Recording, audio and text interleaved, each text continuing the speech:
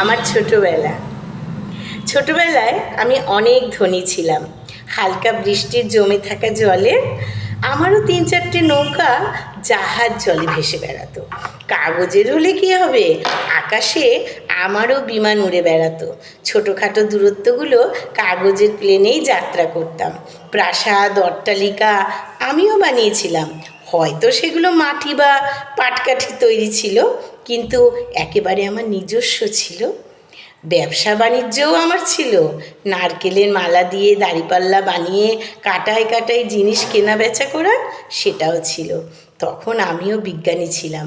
ফেলে দেওয়া পুরনো ইঞ্জেকশনের সিরিঞ্জে জল ভরে বিভিন্ন গাছের শাখা প্রশাখা ইঞ্জেকশন দিয়ে পরীক্ষা নিরীক্ষাও করতাম। এখন আর কোথায় পাবো সেই বড়লোকি চাল?